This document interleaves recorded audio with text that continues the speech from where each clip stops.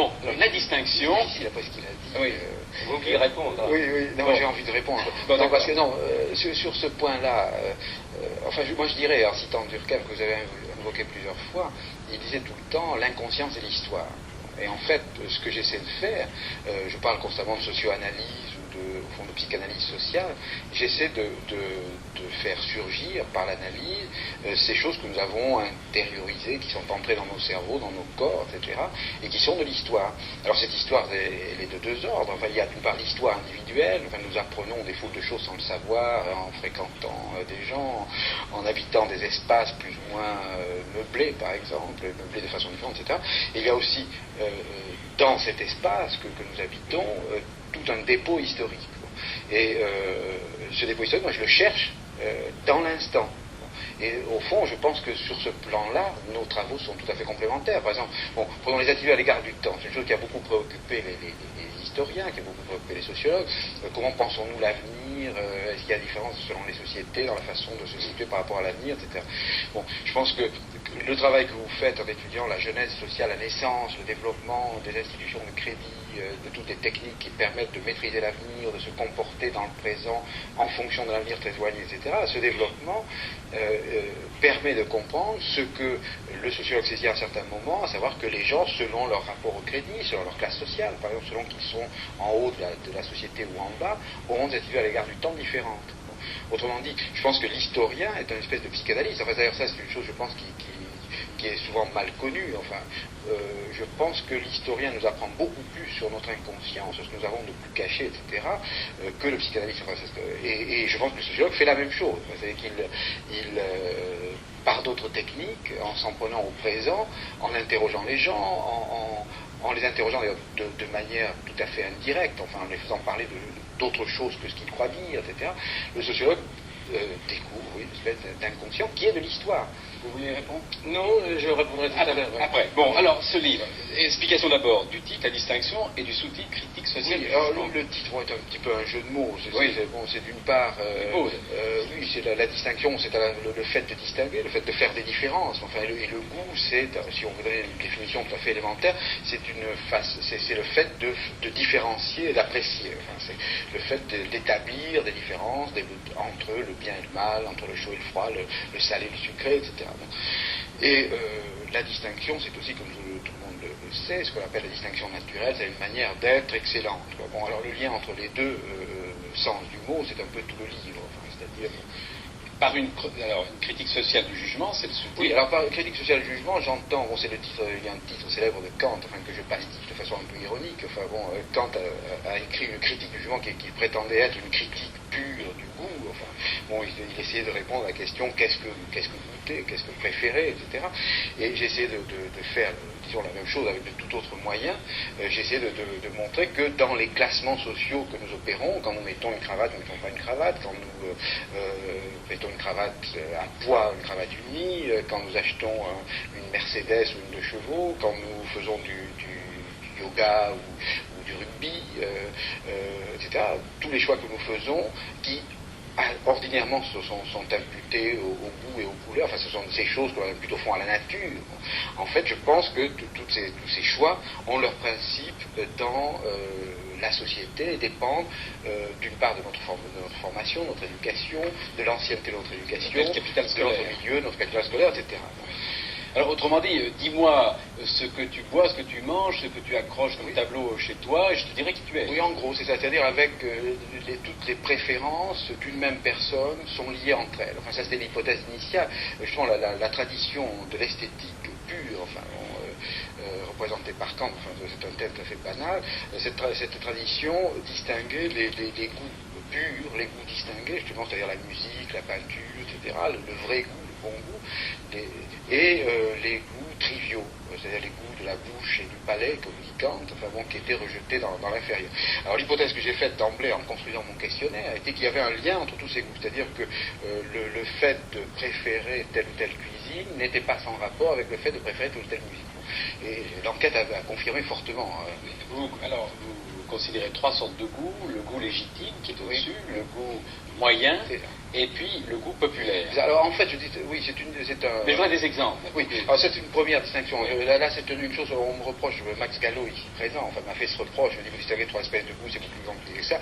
Alors ça c'est le sociologue, non, le sociologue est souvent victime de ça. Le sociologue fait des choses complexes, on lui reproche d'être compliqué, comme Fernand Braudel vient de le faire, et ensuite on simplifie ce qu'il dit et on lui reproche d'être trop simple.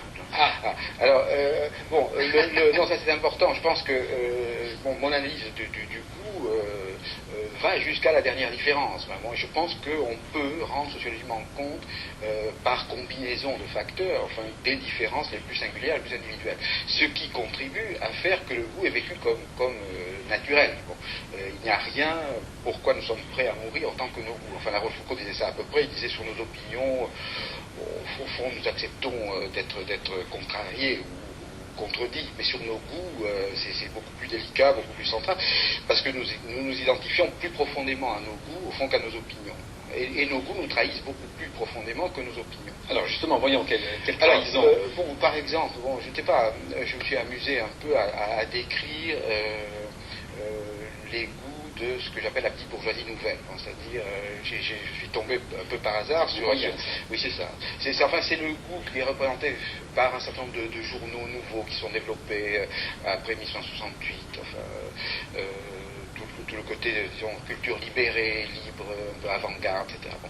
Alors, je suis tombé sur une espèce de magazine qui s'appelle le Catalogue des ressources. C'est un truc en 3 volumes, fort cher, destiné aux jeunes gens qui veulent faire du ski de randonnée, de la roulotte, du ski hors piste, enfin tout ce qui est en marge, tout ce qui est nouveau, le style vert, randonnée verte, etc. Bon. Alors ce qui est très frappant quand on prend ce catalogue, c'est que toutes les choses qui sont mentionnées là-dedans vont très très bien ensemble. C'est-à-dire que quand vous interrogez quelqu'un qui est en affinité avec ça, ayant ça, il aura aussi tout le reste. Bon.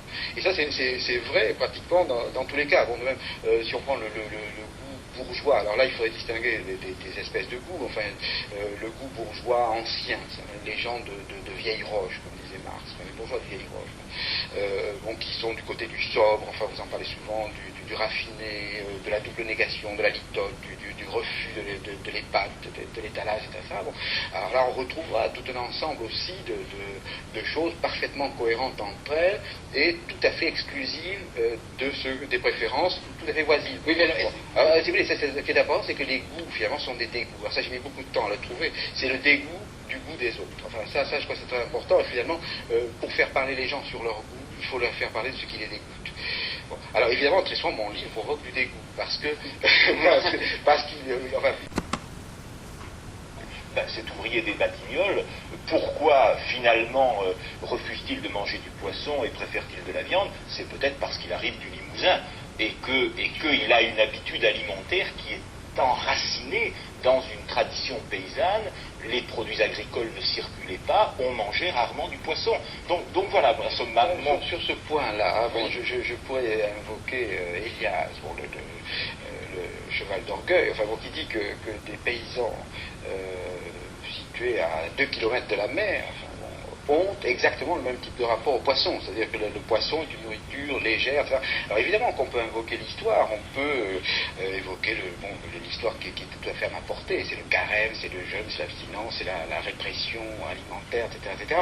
Mais je pense qu'il y a plus, à un certain moment, et c'est, je crois, l'intérêt d'étudier les choses comme nous disons synchroniquement, par une coupe à un certain moment, à un certain moment, le poisson ne signifie pas en lui-même, il signifie par rapport à tout le reste. Et ce qui compte, c'est quand même l'opposition poisson-viande, c'est l'opposition blanc-rouge, c'est l'opposition sang, pas sang, nourrissant, pas nourrissant, viril, pas viril. Bon, alors, que tout ça ne soit intelligible que par rapport à une histoire, ça ne fait pas de doute.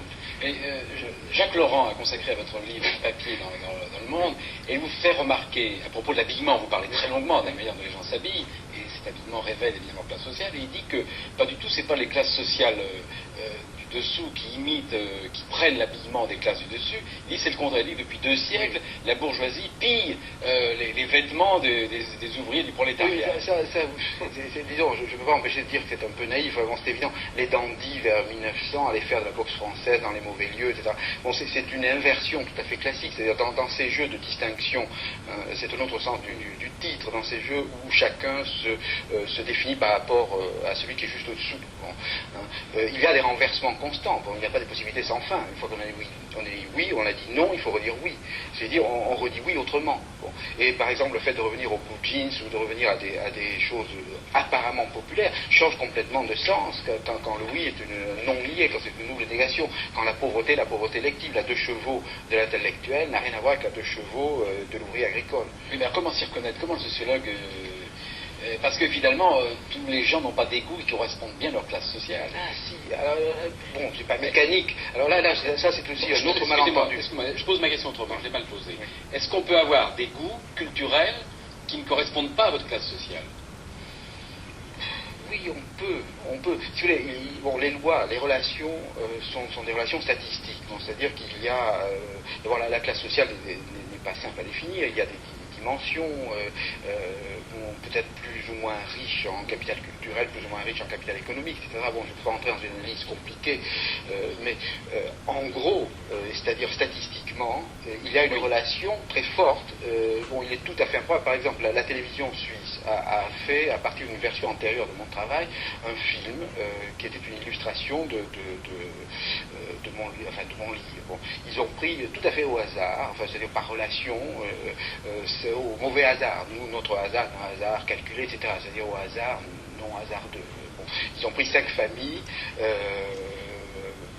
grand médecin, un cadre, un commerçant, un instituteur et un ouvrier. Bon, ils ont filmé pendant 15 heures. Bon, ça m'intéressait beaucoup et ils leur ont posé des questions même très indiscrète que le sociologue n'ose pas poser. Enfin, la télévision a une puissance, un peu entrer chez les gens, poser des questions que le sociologue n'oserait pas poser.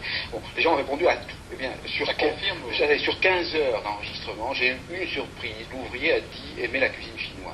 Bon, autrement, la prévisibilité était extraordinaire, c'est-à-dire la concordance entre, par exemple, j'avais vu une première projection du film qui n'était pas sonorisée, et dans le deuxième temps, ils ont ajouté de la musique, et je n'avais pas vu. Eh bien, lorsque j'ai entendu les musiques, c'était extraordinaire, il y avait un cadre décontracté qui est dans des sofas, comme ça, bon, il y avait une musique cool, vous voyez, du genre, il y avait des grands bourgeois qui disaient n'avoir pas aimé un seul film, c'était le charme discret de la bourgeoisie. C'est pas inventé. Enfin, c'est tellement invraisemblable que ça a été coupé à la fin dans le film. Bon, bien, ces gens-là avaient mis, je crois, la 9e.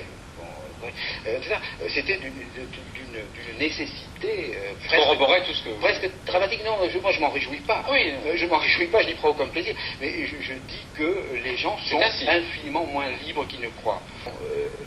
Comment dans l'état actuel de la société, comment s'opère cette reproduction? C'est ça qui aussi m'intéresse, parce que, bon, avancer des grandes lois tendancielles, comme on fait souvent, malheureusement, les historiens, ou plutôt les philosophes de l'histoire, bon, c'est relativement facile, et je pense que ça ne prête pas, ou plutôt ça prête à discussion, mais ça ne prête pas à vérification. Alors moi, ce que j'essaie Ça prête à démolition. À démolition, oui, mais ça intéresse les historiens, mais moi, ce que j'aime mieux, c'est essayer de démonter des mécanismes subtils à travers lesquels se réalisent ces lois historiques. Bon, par exemple, tout à l'heure, j'ai invoqué, vous dites, la culture a toujours joué un rôle très important dans la perpétuation des sociétés, au fond de la bourgeoisie. Bon, un des problèmes de la bourgeoisie, qui est une classe, à la différence des aristocraties, enfin, c'est une classe qui n'a pas en elle-même sa légitimité. Bon, l'argent, c'est difficile d'invoquer l'argent comme base de légitimité. Bon. Et très tôt, la bourgeoisie a cherché dans la culture sa légitimité. Bon. Je pense qu'aujourd'hui, nous sommes dans un type de société. Bon, quand le président de la République vient à Postov parler de Guy de Maupassant, il fait de la politique en faisant de la culture. C'est-à-dire que sa légitimité, qui est fondée en grande partie sur le titre scolaire, qui est fondée sur un capital culturel hérité mais qui a l'air naturel, on pense volontiers surdoué, enfin ce mot absurde. Lorsque l'autorité politique repose à ce point-là sur la culture, il est important de démonter le mécanisme culturel pour savoir comment ça se reproduit. Je vais vous poser une question. Est-ce que Maupassant appartient au goût légitime en haut, au goût moyen ou au goût populaire? Au goût moyen. Mais c'est très intéressant. C'est très intéressant parce que quand oui, encore pour m'obliger à dire tout ce que je pense, quand au président de la République on parle de façon à la fois avec beaucoup à la fois autant de suffisance que d'insuffisance, d'un auteur moyen, dans un contexte qu'il croit d'avant-garde, je pense qu'il fait une action politique. Il trahit en quelque sorte une des bases de sa légitimité, qui est la légitimité culturelle. Bon, c'est-à-dire, on parle beaucoup de technocratie. Alors là, vous évoquiez tout à l'heure les techniques. La technocratie, oui, la technocratie, en fait, c'est déjà faire beaucoup d'honneur à la classe dominante actuelle de la croire technocrate. Il faudrait qu'elle ait une technique. Elle est essentiellement une culturocratie, c'est-à-dire elle a un art de vivre, une aisance, une distinction, des manières. Elle a l'air, elle n'a pas les paroles très souvent. Elle a le bon accent, etc. Alors, mais ça justement, c'est typiquement la question que j'ai à l'esprit. Enfin, je pense que nous sommes dans un état de la société où la légitimité est de plus en plus identifiée à la personne. Bon. Et la culture a cette propriété, que c'est une forme de capital, je pense au même sens que le capital dont parle Fernand Braudel, c'est une forme de capital, mais qui a cette propriété d'exister dans le corps des gens. C'est-à-dire, on a la culture qu'on a mise dans son corps. Bon, et si on prend la culture au sens large, c'est-à-dire pas seulement les manières les savoirs, qui ne se vérifient pas à apostrophe, mais les manières de les présenter, les manières de les faire voir, les manières de les exhiber, comme à l'oral de l'ENA, bon, etc. Bon, si on définit la culture comme ça, on voit qu'elle est quelque chose qui est très fortement lié à ce que sont les gens. Et du même coup, elle apporte une légitimité presque absolue, sans comparaison. C'est pas comme un sceptre et une couronne, c'est pas comme une tiare, etc. C'est comme le bronzage, c'est lié à la personne. C'est quelque chose qui a l'air inné. Autrement dit, c'est un acquis qui est lié au milieu social. Alors ça, c'est 1000 fois établi par toutes les enquêtes statistiques. Enfin, on a la culture de ses parents, en gros, pour aller vite. Bon. Et ça a l'air inné. Donc ça donne une légitimité fantastique. Donc je pense que c'est une réponse à la question que vous posez. Et dans l'éducation sentimentale, bon, c'est une référence noble. Flaubert ne cesse pas de caractériser, chaque fois qu'il caractérise un groupe, il le caractérise par ce qu'il mange. Bon. Et comme s'il n'y avait rien de plus caractéristique que ce qu'on consomme. On ne mange pas la même chose chez Rosanette et chez le banquier. Et je pense que les notations sont toujours d'une extraordinaire justesse, sociologique. De même qu'il caractérise par les décors. On y est plus attentif. Mais je pense que les façons de manger, les choses mangées sont très très très caractéristiques, résument souvent l'essence d'un groupe, son style. Le mien, c'est compliqué.